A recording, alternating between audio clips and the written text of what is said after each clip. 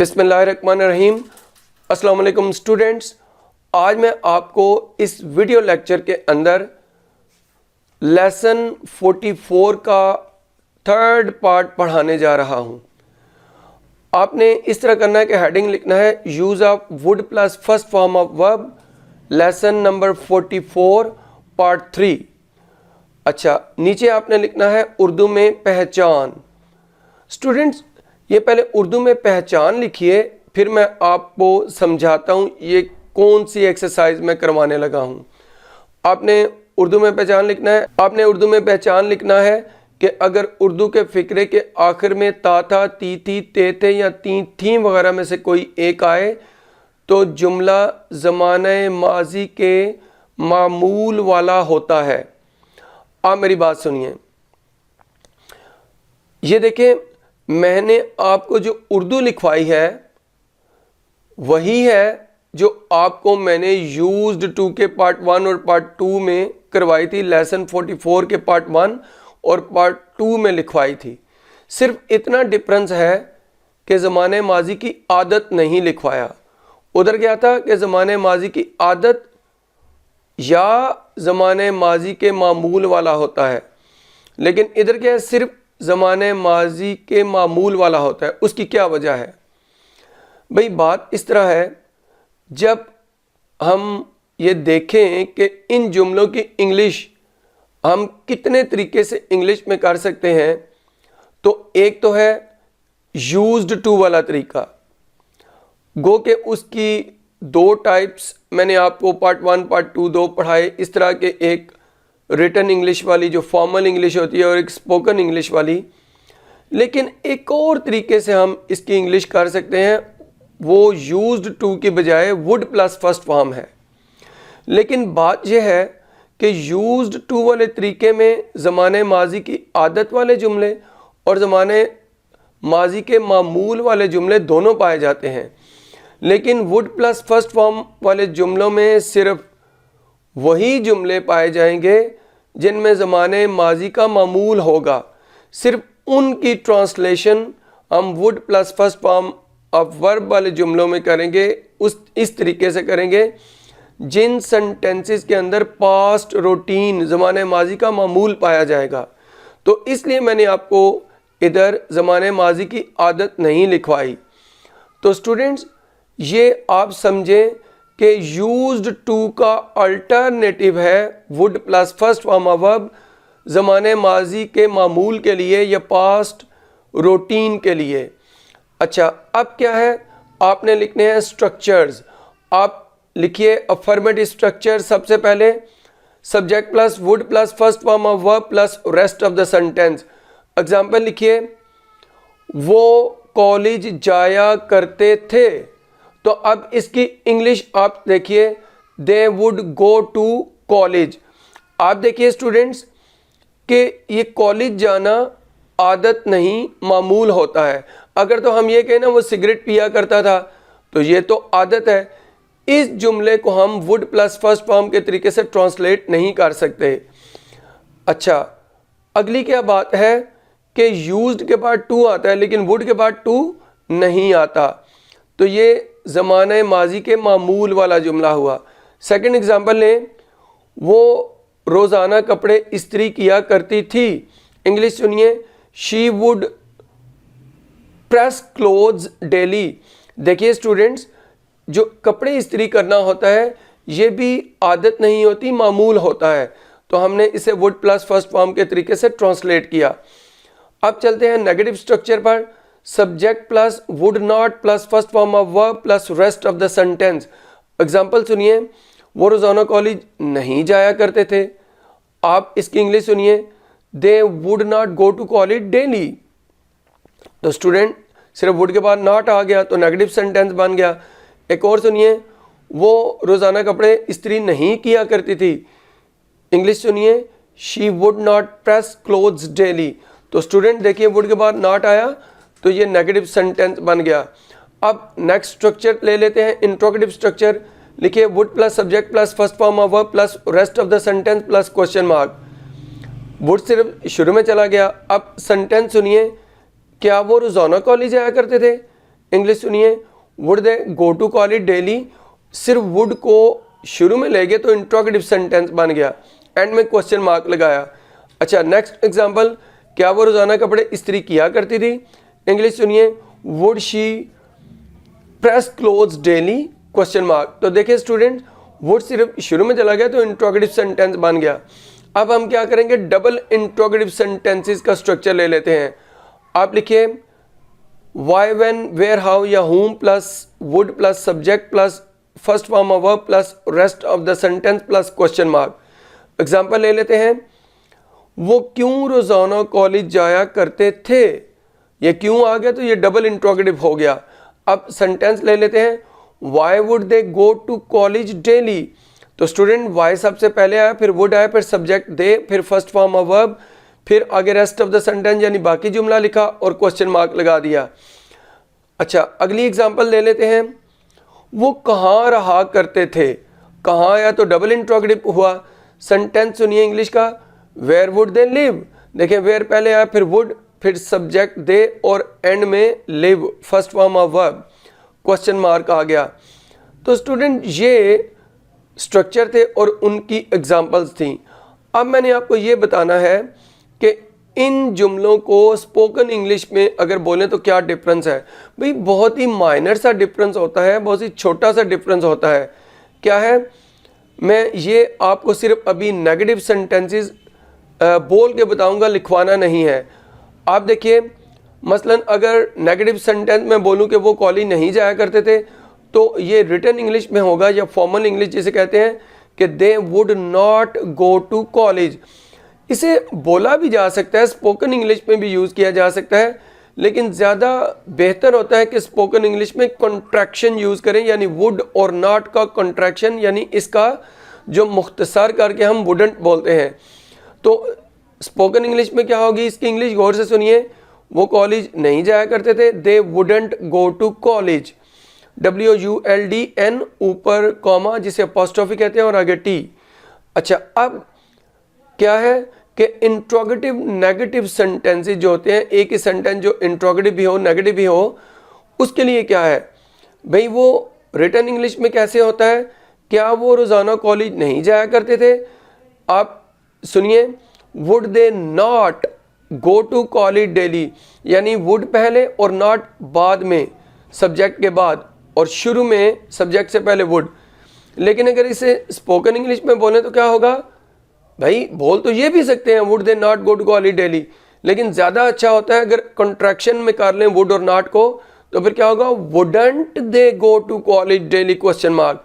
लेकिन मेरी बात सुनिए कि अगर आप ये क्वेश्चन करें कि क्या would not they go to college daily, यानी वुड और पूरा नॉट, कंट्रैक्शन की बजाय पूरा नॉट, अगर ये हम स्पोकन इंग्लिश में यूज़ करें तो हो सकता है। तो भाई ना ये रिटन में हो सकता है ना स्पोकन में हो सकता है।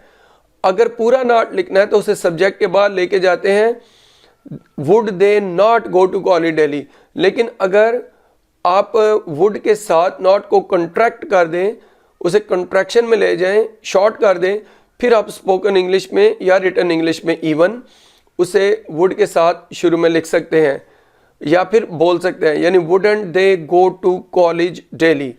अच्छा अब आ जाइए, ये लिखना है कंफर्म करने के लिए, कंफर्मेशन के लिए, जो हम एक स्टेटमेंट बोल के सामने वाले शख्स से है ना बोलकर कंफर्म करवाना चाहते हैं, वो कैसे होता है भाई। ये अगर नेगेटिव स्टेटमेंट हो तो हम उसके लिए है ना कि इंग्लिश कुछ और करते हैं, अफर्मेटिव यानी पॉजिटिव स्टेटमेंट हो तो कुछ और करते हैं। पहले हम पॉजिटिव स्टेटमेंट को लेंगे। आप ये लिखिए, they would go to college daily, वो रोज़ाना कॉलेज जाया करते थे। आगे हम पूछते हैं है ना, तो इंग्लिश होगी कॉमा लगा के वुडंट दे, क्वेश्चन मार्क, वुडंट का W स्मॉल होगा कॉमे के बाद।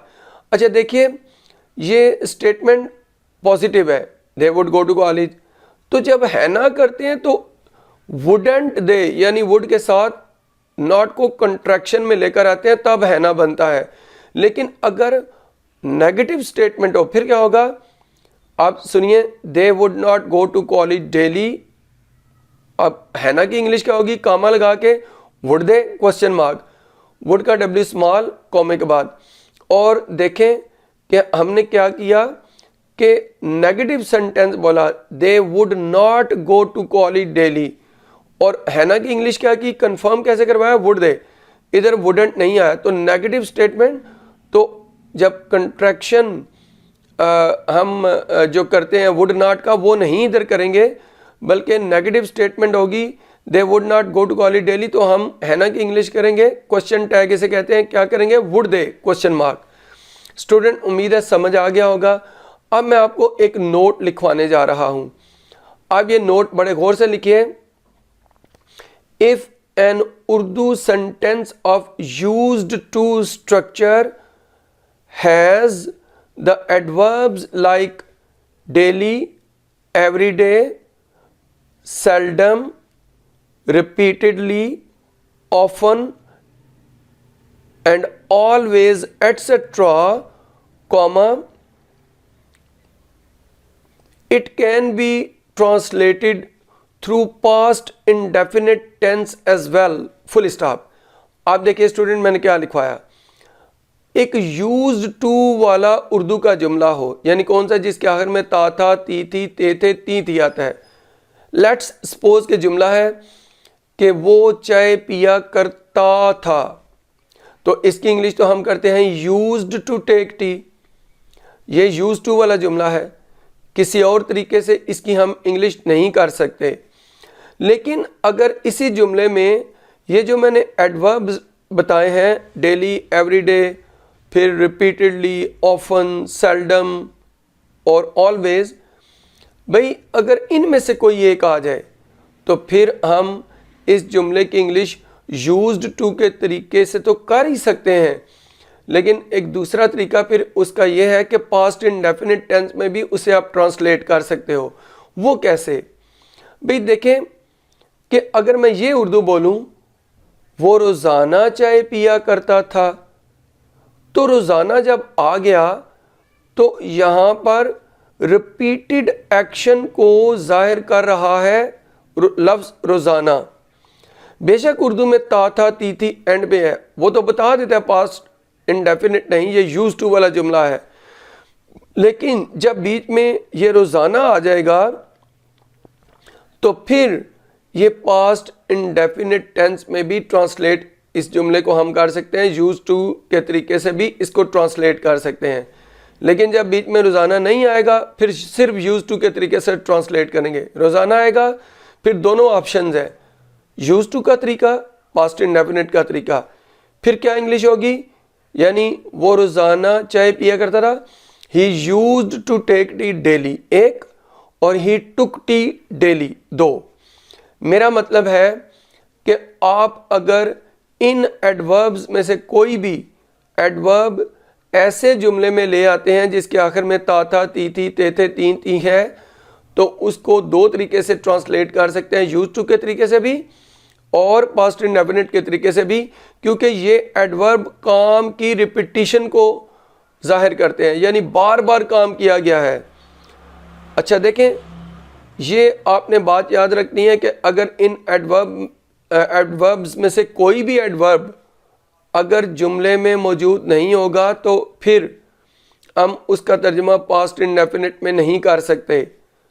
अगर फिक्रे के आखिर में ता था, ती थी, ते थे, तीन थी निशानी है तो सिर्फ फिर यूज टू के तरीके से हम ट्रांसलेट करेंगे अगर उसमें इन एडवर्ब्स में से कोई भी ना हो। लेकिन अगर इन एडवर्ब्स में से कोई एक भी आ जाए ऐसे जुमले में जिसके आखिर में ता था, ती थी, ते थे या ती थी आए, तो उसकी इंग्लिश यूज टू के तरीके से भी कर सकते हैं और पास्ट इंडेफिनिट टेंस के तरीके से भी कर सकते हैं। अब हम एक्सरसाइज पे चलते हैं। इसमें पहले मैं tense and tenses would plus first form वाले और फिर आगे 5 बोलूँगा पास्ट इंडेफिनिट टेंस वाले। तो आपने लिखना है हेडिंग एक्सरसाइज फॉर प्रैक्टिस या फिर लिखने सेंटेंसेस फॉर प्रैक्टिस। अच्छा, नीचे एग्जांपल आ जाती है, आप सेंटेंस पहला लिखें, वो रोज़ाना कपड़े धोया करती थी। इंग्लिश सुनिए, she would wash clothes daily. Next सुनिए, वो अपने घर को हर रोज साफ नहीं किया करता था। He would not clean his house daily. आप ये गौर कीजिए, ये मामूल वाले जुमले हैं, आदत वाले नहीं। नेक्स्ट ले लेते हैं, क्या वो रोज़ाना खाना बनाया करती थी? Would she cook food daily? क्या वो हर रोज़ कपड़े इस्त्री नहीं किया करती थी? Would she not press clothes daily? Ali रोज़ाना अपने जूते पॉलिश किया करता था। Ali would polish his shoes daily. कौन तुम्हारी मदद किया करता था? Who would help you? क्या लड़के बाग से फूल तोड़ा करते थे? Would the boys plug flowers from the garden? क्या तुम हर रोज़ बैंक से पैसे निकलवाया करते थे? Would you withdraw money from the bank every day? वो दरिया की सैर को नहीं जाया करता था। He would not go to the river for a walk. वो हर रोज़ अपने बच्चों को क्यों नहलाया करती थी? Why would she bathe her children daily? तो देखें BATHE इसका मतलब होता है नहलाना, ये बेद होता है बात नहीं, BATHE। अब स्टूडेंट्स ये तो वुड वाले जुमले हो गए। अब क्या करते हैं कि हम वो वाली सेंटेंसेस पे चलते हैं जो पास्ट इंडेफिनिट के होते हैं। वो रोज़ाना चाय पिया करता था। He took tea daily. वैसे मैं आपको दूसरा ज़बानी बोल दूं, he used to take tea daily. ये दोनों इसकी इंग्लिश हैं। नेक्स्ट, क्या वो अक्सर झूठ बोला करता था? दो तरीके हैं, did he often tell a lie, और दूसरा तरीका है used he often to tell a lie. वो हमेशा सच बोला करती थी। She always used to speak the truth. वो कभी कभार हमारे घर आया करता था। इंग्लिश सुनिए, he seldom came to our home, और दूसरी इंग्लिश जो यूज टू वाली है, he seldom use to come to our home. वो रोज़ाना वर्जिश नहीं किया करते थे। इंग्लिश सुनिए, they did not take exercise daily, ये पास्ट इंडेफिनिट, और they used not to take exercise daily, ये यूज टू के तरीके से। स्टूडेंट यहाँ पर सेंटेंसेस तो ख़त्म हो गए, लेकिन मैं आपको ये बात बताता चलूँ कि जो पास्ट इंडेफिनिट टेंस के तरीके से या यूज टू के तरीके से हम ट्रांसलेशन करते हैं, इसमें पास्ट हैबिचुअल एक्शन और पास्ट रूटीन दोनों पाए जाते हैं। इधर वो वुड प्लस फर्स्ट फॉर्म वाली बात नहीं है कि सिर्फ पास्ट रूटीन वाले जुमले आए। तो ये सब कुछ था जो मैंने आपको पढ़ाना था। अगर आपको ये मेरा लेक्चर पसंद आया, मेरी वीडियो को लाइक कीजिए, शेयर कीजिए, मेरे चैनल को सब्सक्राइब कीजिए। इस वीडियो से इतना ही। अल्लाह हाफिज़।